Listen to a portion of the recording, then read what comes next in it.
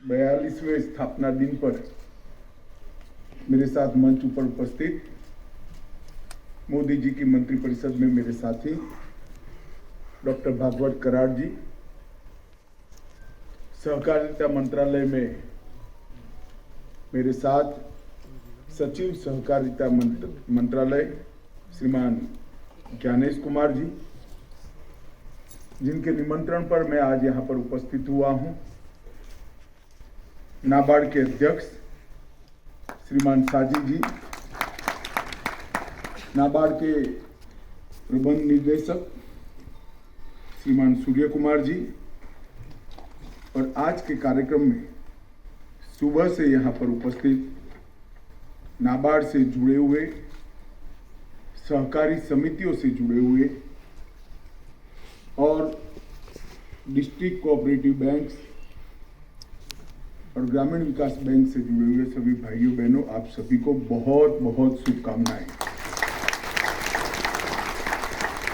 आज नाबार्ड का 42वां स्थापना दिन है और स्थापना दिन किसी भी संस्था के लिए अपने अचीवमेंट्स की यादों को एंजॉय करने का दिन,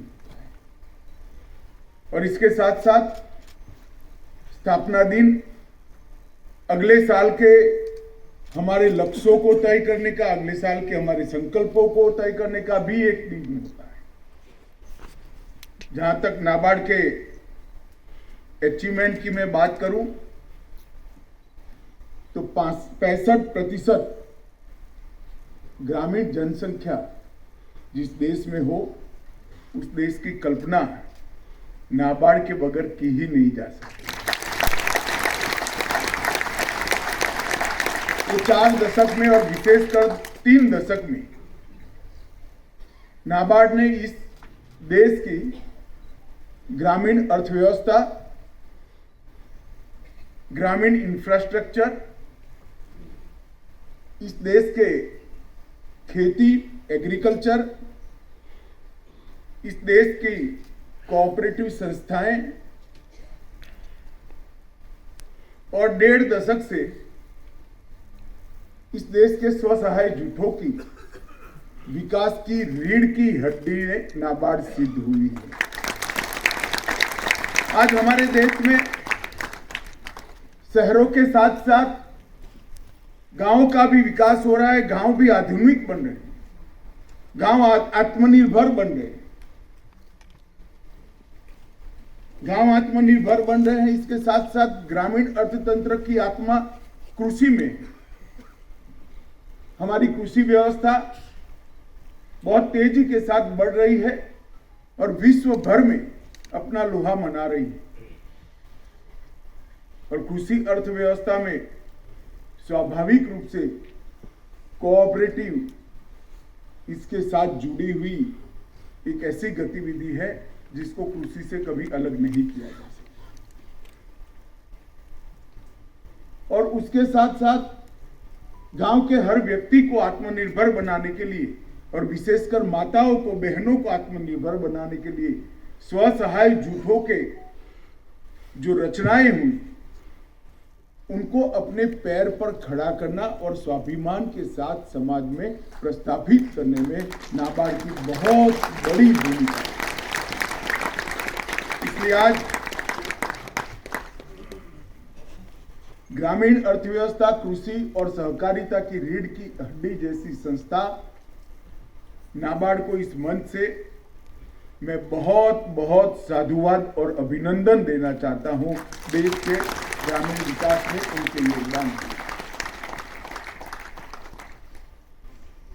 नाबार्ड ने कई क्षेत्रों में नए नए काम ये 42 सालों में निरंतर रूप से शुरू किए।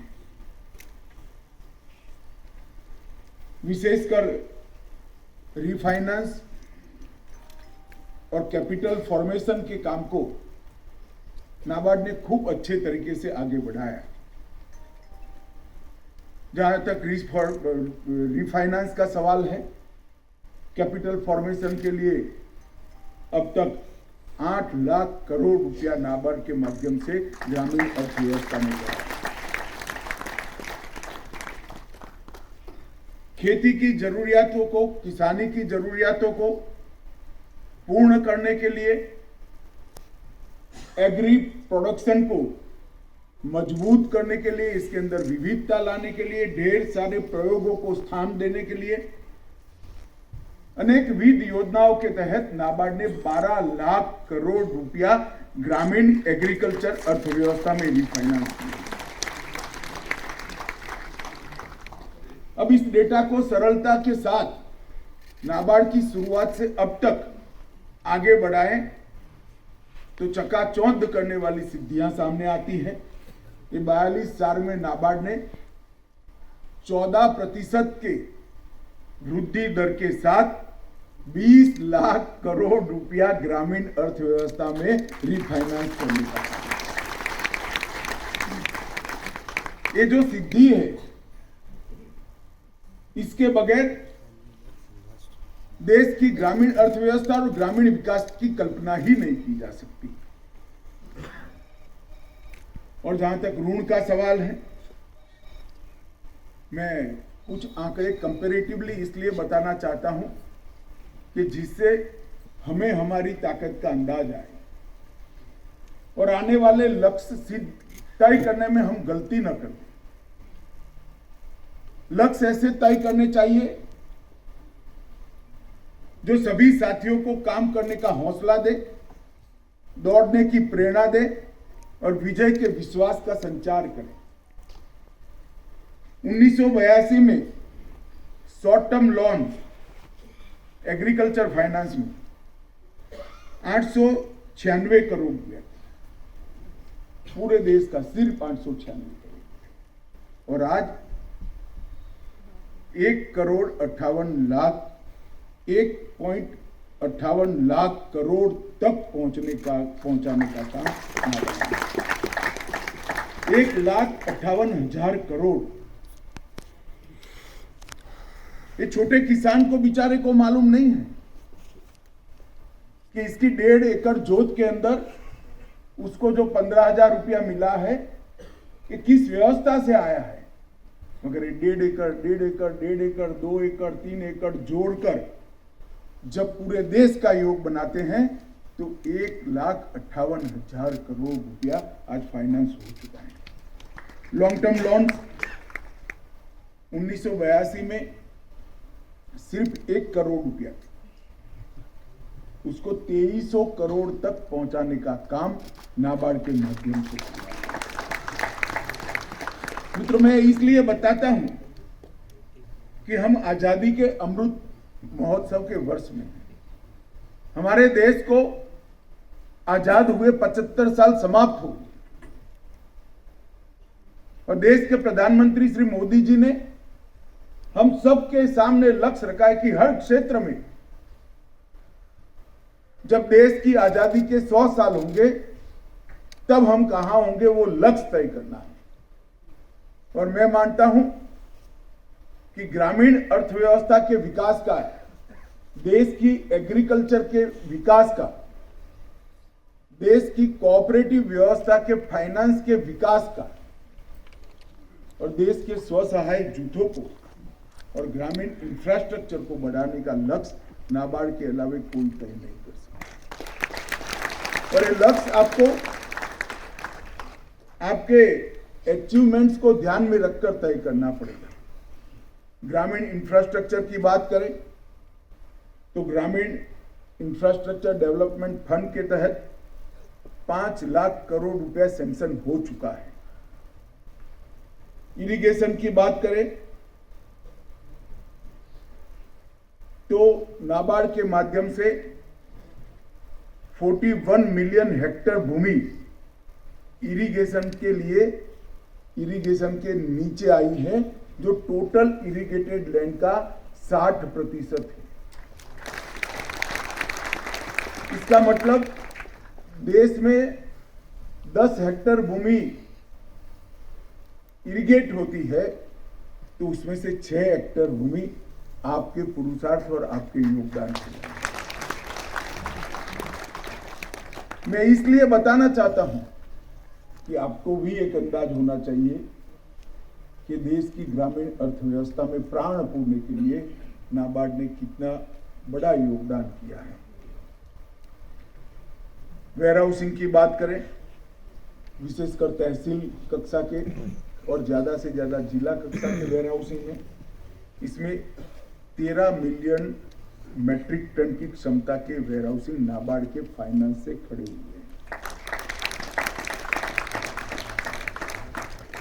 और सेल्फ हेल्प ग्रुपों की बात करें तो लगभग 1 करोड़ सेल्फ हेल्प ग्रुप को आपने फाइनेंस किया है। और ये दुनिया का सबसे बड़ा सूक्ष्म वित्त पोषण का कार्यक्रम, माइक्रो फाइनेंस का सबसे बड़ा कार्यक्रम कोई है तो 1 करोड़ सेल्फ हेल्प ग्रुपों को फाइनेंस करना है। और ये सिद्धि भी आपके माध्यम से देश ने प्राप्त की है। जब किसान क्रेडिट कार्ड की कल्पना की गई, मैं उस वक्त पैक्स का चेयरमैन था। जब परिपत्र आया तब मैं सोचता था इस देश में ना कनेक्टिविटी है, ना कंप्यूटर है, किसान क्रेडिट कार्ड कैसे होगा। परंतु आज लगभग 7.5 करोड़ किसानों को किसान क्रेडिट कार्ड नाबार्ड ने देने का काम करना। 7.5 करोड़ किसानों। हाँ, उस वक्त कंप्यूटर नहीं थे तो पासबुक दे दी, मगर अकाउंट का व्यवहार क्रेडिट कार्ड जैसा कर दिया। और अब कंप्यूटर भी आएंगे, ऑनलाइन भी बैंकें जुड़ेगी, पैक्स भी ऑनलाइन जुड़ेगी। और आज ही मैंने क्रेडिट कार्ड बहनों को दिया है, जो हमारी दूध के उत्पादन करने वाले गांव की बहनें हैं, एक क्रेडिट कार्ड लेकर जाकर मॉल के अंदर स्वैप करेगी, तब मॉल वाला भी कनिष्ठ दिखता रह जाएगा। इस प्रकार से मेरी ग्रामीण बहनें मार्केटिंग बाजार के अंदर से खरीदी करती है। और लगभग पीएम किसान से सभी किसानों को किसान क्रेडिट कार्ड के तहत हमने कवर करने का लक्ष्य रखा है। लगभग नाबार्ड के पास देश में 7,000 एफपीओ है, जो कृषि उत्पाद को, किसान को कृषि उत्पाद का अच्छा भाव मिले और कम दाम में अपने उत्पाद को बेचना न पड़े, इसकी व्यवस्था कर रहे हैं। और सहकारिता विकास निधि की स्थापना 92-93 में हुई। सिर्फ 10 करोड़ के कॉर्पोरेट से ये निधि की स्थापना हुई थी। आज लगभग 293 करोड़ ये कॉर्पोरेट हो चुका है। ये बताता है कि कितने खंड के साथ आपने काम किया है। और अब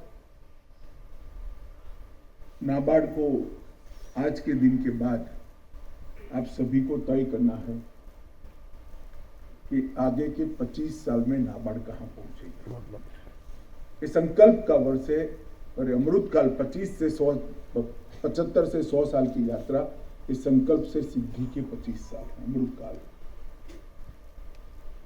मेरा नाबार्ड के अध्यक्ष जी से आग्रह है कि नाबार्ड के लक्ष्यों की तय करने के लिए नाबार्ड का बोर्ड ही सिर्फ तय न करे, नाबार्ड के हर कर्मचारी से फॉर्म भराकर लक्ष्यों के बारे में मांग की जाए। हमारे पास्ट परफॉर्मेंस और आने वाले समय में देश की जरूरियातों को ध्यान में रखकर गर्व के साथ, हौसले के साथ लक्ष्य तय किए जाए और 25 साल के लक्ष्यों को 5-5 साल के रिव्यू टाइम के साथ तय किया जाए और 5 साल के लक्ष्य को ईयरली रिव्यू के साथ तय किया जाए। अगर इतनी डिटेल व्यवस्था के साथ हम लक्ष्य तय करते हैं तो नाबार्ड पर मुझे भरोसा है मित्रों, नाबार्ड ये लक्ष्य निश्चित रूप से सिद्ध कर लेगा। परंतु जरूरत है लक्ष्यों की सिद्धि के लिए हौसले के साथ आगे आने की, जरूरत है लक्ष्यों की सिद्धि के लिए और लक्ष्य तय करने के लिए दूरंदेशी के साथ आगे आने की। और हमारे यहां देश में जो बदलाव हो रहे हैं वो बदलाव को ग्रामीण क्षेत्रों में पहुंचाने का संकल्प नाबार्ड के अलावे कोई नहीं ले सकता, कोऑपरेटिव संस्थाओं के अलावे कोई नहीं। और मैं मानता हूं कि 42वें स्थापना दिन पर आज नाबार्ड आगे बढ़ रहा है, तो निश्चित रूप से आजादी के अमृतकाल के लक्ष्य नाबार्ड ने तय करने चाहिए। मित्रों, एक छोटा सा कार्यक्रम हुआ, 10 किसान भाई बहन आज यहां पर आए थे।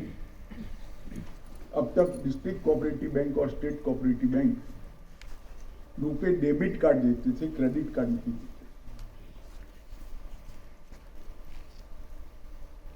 आज एक नई शुरुआत हुई है, डिस्ट्रिक्ट कोऑपरेटिव बैंक ने डेबिट कार्ड के साथ साथ रुपए क्रेडिट कार्ड देने की भी शुरुआत।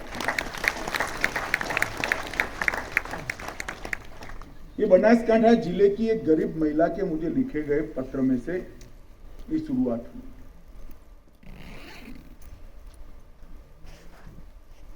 बनासकांठा जिले की एक गरीब मां ने मुझे लिखा था कि आप सहकार मंत्री बने हो, हम बहुत परिश्रम करके डेयरी में हर रोज दूध डालते हैं और शनिवार को हमारे पास साप्ताहिक पैसा आता है, परंतु बीच में पैसों की जरूरत पड़े तो हमारे पास निजी कंपनियों के, निजी बैंकों के क्रेडिट कार्ड है जो हमसे 30% सूद वसूलते हैं। आप लोग बैंकिंग से जुड़े हुए लोग हो, 30% सूद, 30% इंटरेस्ट। मैंने माना नहीं, मैंने सचिव जी को कहा, मेरी ऑफिस को भी कहा, तो भाई जरा जांच करिए। तो थोड़ा कुछ मिसअंडरस्टैंडिंग लगती है। जब जांच करा तो ये बात सही थी, 30% सूद के साथ उनको क्रेडिट कार्ड दिए गए थे। तब हमने नए सिरे से एक कार्यक्रम का विचार किया, जिसको अभी भारत सरकार ने घोषित नहीं किया है, कोऑपरेशन एमॉन्ग्स कोऑपरेटिव, सभी सहकारिता संस्थाओं के बीच में सहकार। ये क्यों हुआ? वो इसलिए हुआ कि वो महिला का bank account district cooperative bank में नहीं था, कोई निजी बैंक में था।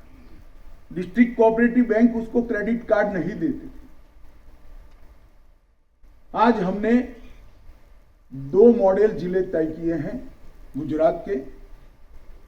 विगत 1.5 महीने से इस पर काम हो रहा है। पंचमहाल डिस्ट्रिक्ट कोऑपरेटिव बैंक के जेठाभाई आहिर हमारे चेयरमैन साहब और बनासकांठा डिस्ट्रिक्ट बैंक के भी चेयरमैन साहब आए हुए हैं। सभी कोऑपरेटिव सोसाइटियों के मेंबर्स के बैंक अकाउंट हमने कोऑपरेटिव डिस्ट्रिक्ट कोऑपरेटिव बैंक में ट्रांसफर कर दिए हैं और सभी दूध उत्पादक सोसाइटियों को बैंक मित्र बनाने का काम भी हमने कर दिया है। अब इसके माध्यम से रुपए कार्ड, क्रेडिट कार्ड भी उनको मिलेंगे। जैसे ही उनका दूध का पैसा आएगा वही कार्ड में, वही अकाउंट में जमा हो जाएगा, उसको ज्यादा सूद नहीं देना पड़ेगा। 2%, 3% जो रेगुलर सूद है वो ही देना पड़ेगा। हमने तो किया था एक ग्रामीण महिला की पीड़ा को समझकर इसकी व्यथा दूर करने के लिए, मगर परिणाम क्या आया? परिणाम ये आया कि डिस्ट्रिक्ट कोऑपरेटिव बैंक बनासकांठा और पंचमहाल में लो कॉस्ट डिपॉजिट के सेविंग्स अकाउंट 5 लाख नए खुल गए। मित्रों, 5 लाख नए खुल गए। माइक्रो एटीएम 2038 माइक्रो एटीएम वहां पहुंच जाएंगे और पहले ही साल में, ये 2 महीने की मैं बात कर रहा हूं, 2,000 करोड़ रुपए की लो कॉस्ट डिपॉजिट की बढ़ोतरी ये 2 बैंकों में भी हुई। अगर देश भर की सारी कोऑपरेटिव व्यवस्था में कोऑपरेशन अमॉन्ग्स कोऑपरेटिव एक कंसेप्ट के साथ अगर हम आगे बढ़ते हैं तो पैक्स से लेकर एपेक्स तक सारे व्यवहार का पैसा कोऑपरेटिव व्यवस्था में रहता है। तो मैं मानता हूं कि कोऑपरेटिव व्यवस्था के लिए किसी को पैसा देने की जरूरत ही नहीं पड़ेगी। और आज ये नई शुरुआत हुई है। ये दोनों बैंक के हमारे अध्यक्ष, मैं उनको रिक्वेस्ट करूंगा कि खड़े हो जाएं, हम सब ताली बजाएं उनके लिए। दोनों को बहुत बहुत बधाई और शुभकामनाएं देना चाहते हैं। तो 2014 से 2023 का ये 9 साल कई क्षेत्रों में ऐतिहासिक 9 साल सिद्ध हुए, मगर विशेषकर गरीबी उन्मूलन के लिए और कृषि के विकास के लिए जब भी देश का इतिहास लिखा जाएगा, नरेंद्र मोदी जी के 9 साल का शासन स्वर्णिम अक्षरों में लिखा जाएगा। क्योंकि ग्रामीण व्यवस्था के गरीबी उन्मूलन के लिए इन 9 साल में ढेर सारे काम हुए। कृषि व्यवस्था को मजबूत करने के लिए ये 9 साल में ढेर सारे काम हुए। मैं इसकी डिटेल में जाना नहीं चाहता, परंतु अभी अभी 2 साल पहले मोदी जी ने इसमें एक और इनिशिएटिव लिया। देश आजाद हुआ तब से कोऑपरेटिव सेक्टर की एक मांग थी कि केंद्रीय स्तर पर एक फुल फ्लेज कोऑपरेटिव मंत्रालय चालू किया जाए। नहीं था। मोदी जी ने फैसला करा और केंद्र सरकार में सहकारिता मंत्रालय की स्थापना का निर्णय किया। और मेरा सौभाग्य है कि पहला सहकारिता मंत्री बनने का सौभाग्य भी मुझे मिला। मित्रों, निर्णय इसलिए लिया गया है कि गरीबी उन्मूलन के लक्ष्य को सिद्ध करने के लिए मोदी जी ने इस देश के हर गरीब के घर में शौचालय पहुंचा दिया, बिजली पहुंचा दी। 2025 तक हर गरीब को घर मिल जाएगा।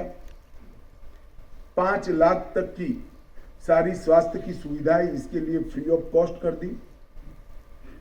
प्रति व्यक्ति प्रति माह 5 किलो अनाज आज फ्री ऑफ कॉस्ट मिल रहा है। उसके घर में गैस पहुंचा दिया। जो गरीब ने अपने एक पीढ़ी के लिए स्वप्न दिखे थे कि मेरा भी घर हो, मेरे घर में भी गैस हो, मेरे घर में भी शौचालय हो, मेरे यहाँ स्वास्थ्य की कोई तकलीफ न हो, दोनों समय खाना समय पर मिल जाए, ये सारे सपने मोदी जी ने 5 साल के बाद पूरे कर दिए।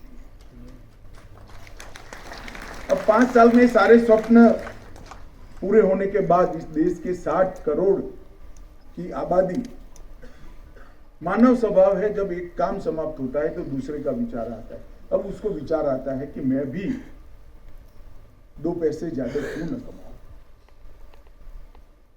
इतने बड़े देश के अंदर 60 करोड़ की आबादी देश के अर्थतंत्र के साथ जुड़ी नहीं थी। मोदी जी ने जनधन अकाउंट खोलकर इसका अर्थतंत्र के साथ एक रिश्ता, एक नाता कर दिया। अब इसको विचार आता है कि मैं अपने परिवार को क्यों समृद्ध न करूं, मगर समृद्ध करे तो कैसे करे, क्योंकि इसके पास पूंजी नहीं है। पूंजी के बगैर व्यवसाय कैसे करेगा। और अगर इसका कोई सरल हल है तो एक ही है, छोटी छोटी पूंजी को मिलाकर कोऑपरेटिव संस्था के माध्यम से बड़ी पूंजी कर इसको व्यवसाय में जोड़ना और वो कोऑपरेटिव के प्रॉफिट को इसके पास, इसके बैंक अकाउंट में वापस भेजना एकमात्र रास्ता इसको समृद्ध करने का है। मैं आपको उदाहरण देना चाहता हूं। गुजरात के दूध उत्पादन के कोऑपरेटिव मॉडल के आज 36 लाख माताएं एक साल में 50,000 करोड़ रुपया कमाती है। किसी ने 100 रुपये से ज्यादा पूंजी नहीं लगाई। आप कल्पना कर सकते हो 100 रुपये की पूंजी लगाकर कोई व्यक्ति 50,000 करोड़ के प्रॉफिट का शेयर होल्डर बनेगा? कोऑपरेटिव व्यवस्था ही कर सकती है। समय के साथ साथ हमारी कोऑपरेटिव व्यवस्था चरमरा गई थी। कानून में समय अनुकूल परिवर्तन नहीं किए गए। समाज में होते हुए, फाइनेंस के क्षेत्र में होते हुए आधुनिक परिवर्तनों को कोऑपरेटिव व्यवस्था ने स्वीकारा नहीं। नए डायमेंशन और नए डायनेमिक्स के साथ इसको आगे नहीं बढ़ाया। तो पूरी व्यवस्था को फिर से एक बार वही बेस का उपयोग करते हुए पुनर्जीवित करना और देश के 60 करोड़ लोगों को समृद्ध बनाने का एक तंत्र खड़ा करना, इसी के लिए मोदी जी ने सहकारिता मंत्रालय का लक्ष्य सिद्ध किया और इसीलिए सहकारिता मंत्रालय की स्थापना की। 2 साल के अंदर हमने सबसे पहले पैक्स के अंदर ढेर सारे परिवर्तन किए हैं। नाबार्ड के सहयोग से भारत सरकार बजट दे रही है। नाबार्ड नोडल एजेंसी है। 63,000 पैक्स का कंप्यूटराइजेशन विद सॉफ्टवेयर, जिससे पैक्स से लेकर नाबार्ड तक पूरी व्यवस्था ऑनलाइन हो जाएगी। पूरा बैंकिंग ऑनलाइन हो जाएगा, ऑडिट ऑनलाइन हो जाएगा और क्रेडिट भी ऑनलाइन मिलेगी। ये व्यवस्था हम 1 साल के अंदर। इसके साथ साथ पैक्स के बायलॉज बदलने का काम किया। पैक्स को मल्टी डायमेंशनल बनाया। अब पैक्स भंडारण का भी काम करेंगे। आने वाले दिनों में विश्व की सबसे बड़ी भंडारण योजना लेकर हम आ रहे हैं। पैक्स जन आरोग्य केंद्र, मतलब सस्ती दवाई की दुकान भी पैक्स खोल पाएंगे। फर्टिलाइजर की शॉप भी पैक्स खोल पाएंगे। पीडीएस सिस्टम का हिस्सा भी पैक्स बनेंगे। पेट्रोल पंप भी खोल पाएंगे। गैस की एजेंसी भी पैक्स को मिलेगी और हर घर जल से नल, इसके मेंटेनेंस का काम भी पैक्स कर पाएंगे और पैक्स सीएससी भी बन पाएंगे और अब पैक्स बैंक मित्र भी बन जाएंगे। तो इस सारी योजनाओं को पैक्स के अंदर समाहित कर पैक्सी डेयरी होंगे, पैक्सी मछुआरा समिति होंगे और पैक्सी फाइनेंस की व्यवस्था होगी। तो पैक्स को वायबल करने के लिए हमने बहुत बड़ा परिवर्तन किया है और मैं मानता हूं कि सारी चीजों को अगर जमीन पर उतारना है तो नाबार्ड के सहयोग के बगैर नहीं उतार सकते। आज मैं नाबार्ड के टॉप ब्रास यहां पर बैठा है सबको कहना चाहता हूं। साजी जी ने कहा कि हम बैंक है, मैं उनसे सहमत नहीं हूं। बैंक तो अकाउंट की व्यवस्था है और सरकार के नियमों के हिसाब से है। अब बैंक नहीं हो, आप मिशन हो, देश की ग्रामीण व्यवस्था को मजबूत। नाबार्ड के हर कर्मचारी, हर अधिकारी ने मिशन मोड में काम करना पड़ेगा, मिशन के तहत काम करना पड़ेगा। गोवर्धन योजना, गांव में गंदगी करते हुए गोबर को अगर खाद में और ऊर्जा में परिवर्तित करना है तो नाबार्ड के बगैर नहीं। गांव के अंदर पूरे एग्रीकल्चर की दिशा और दशा दोनों बदलना है तो नाबार्ड के बगैर नहीं कर सकते। नाबार्ड जब अपने लक्ष्य तय करे तब सिर्फ फाइनेंशियल पैरामीटर्स न तय करे, यह भी तय करे कि भारत सरकार ने तय किया है कि 5 साल में 3 लाख पैक्स खोलेंगे, इसमें नाबार्ड क्या करेगा। यह भी तय करे कि कितनी गोवर्धन को हम रिफाइनेंस करेंगे। यह भी तय करे कितने कोऑपरेटिव एफपीओ हम बनाएंगे। यह भी तय करे कि प्रधानमंत्री भंडारण योजना, जो विश्व की सबसे बड़ी भंडारण योजना बनने वाली है, किसान का अनाज अपने गांव के बाहर ही न जाए, इस प्रकार की व्यवस्था जो होने जा रही है, इसमें कहीं पर भी फाइनेंस की तकलीफ हम नहीं है। आपके लक्ष्य फाइनेंशियल पैरामीटर्स को तो करिए ही करिए, परंतु मानवीय लक्ष्य भी, ग्रामीण विकास के लक्ष्य भी आपने साथ में तय करना पड़ेगा, क्योंकि आप सिर्फ बैंक नहीं हो, बैंक तो हो ही, साथ में एक मिशन भी। और मित्रों, मैं चाहूंगा कि मिशन आप लोग उठाएं। हमने एक 3 बहुराज्य कोऑपरेटिव सोसाइटी भी बनाई है। एक ऑर्गेनिक उत्पादों का किसान को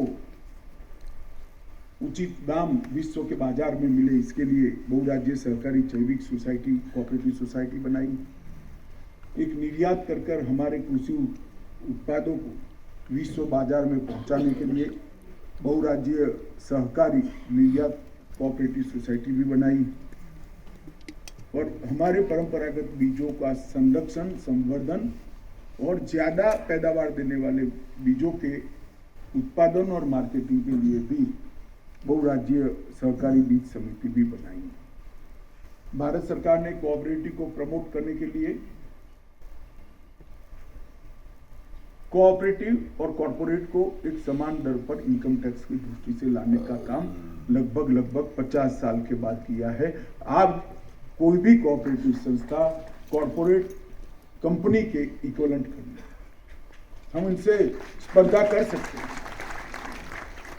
चीनी मिलों के 10,000 करोड़ रुपए का कब का एक डिस्प्यूट चलता था, उसको भी हमने रिजोल्व करा है। सहकारी समितियों के अधिभार को 12% से कम कर 7% कर दिया। मैट को 18.5 से कम कर 15% किया है। ढेर सारे कोऑपरेटिव को खुले बाजार में आगे बढ़ने के लिए टैक्सेशन की दृष्टि से एनवायरमेंटल सपोर्ट देने का काम भी भारत सरकार ने किया है। आरबीआई ने भी इसमें बहुत सारा सहयोग किया है। कोऑपरेटिव बैंकों के लिए व्यक्तिगत आवास ऋण की सीमा को 2 गुना कर दिया है। ग्रामीण सहकारी बैंकों को रियल एस्टेट में ऋण देने की परमिशन दी है। डोर स्टेप बैंकिंग की सुविधाएं देने के लिए कोऑपरेटिव को प्रमाणित किया है। नई शाखाएं खोलने के लिए भी बड़े रिलैक्स नॉर्म बनाए हैं। वाणिज्यिक बैंकों की तरह एक मुश्त निपटान के लिए भी सर्कुलर कर दिया गया है। प्राइवेटरी सेक्टर लैंडिंग लक्ष्यों के समय सीमा को 2 साल तक बढ़ाया गया। ढेर सारे सकारात्मक निर्णय भारत सरकार और रिजर्व बैंक और नाबार्ड ने लिए हैं। अब समय आ गया है, आने वाले 25 साल में इसके माध्यम से कोऑपरेटिव डिपार्टमेंट और नाबार्ड ने मिलकर इस देश के ग्रामीण इंफ्रास्ट्रक्चर को, ग्रामीण अर्थव्यवस्था को, इस देश की एग्रीकल्चर की व्यवस्था को और इस देश के दूध उत्पादन और मछुआरा समितियों को मजबूत करने का। और मैं आज यहाँ पर फिर से एक बार आप लोगों को कहना चाहता हूँ, आज आपका अपना दिन है। नाबार्ड के चेयरमैन साहब खुद छोटे से छोटे कर्मचारी से लेकर उनके तक सभी कर्मचारी के अधिकारियों के संकल्प को नाबार्ड का संकल्प बनाए और नाबार्ड एक संकल्प ले कि आने वाले 25 साल में इस देश की ग्रामीण अर्थव्यवस्था को हम कहाँ पहुँचाएंगे और हम सब मिलकर इस संकल्प को सिद्ध करें। मैं आज फिर से एक बार बनासकांठा और पंचमहाल जिला के सभी दूध उत्पादकों को विशेषकर और सभी प्राथमिक सहकारी मंडी पैक्स को और प्राथमिक डेयरियों को बहुत बहुत बधाई देना चाहता हूं कि आज से वो पूर्णतया कोऑपरेटिव व्यवस्था में समाहित हुए हैं और सबको क्रेडिट कार्ड भी मिल गया है। मैं फिर से एक बार कहता हूं, आप जरा बंद आंख करके देखना, कल्पना करना कि किसी मॉल में मेरे गांव की दूध उत्पादक बहन जब कार्ड स्वैप कर कुछ परचेज करेगी, उस वक्त उसका आत्मविश्वास कितना बढ़ेगा। तो आज बहुत बड़ा काम हुआ है, एक नई शुभ शुरुआत हुई है। और फिर से एक बार आपको 42वें स्थापना दिन की बहुत बहुत शुभकामनाएं और धन्यवाद।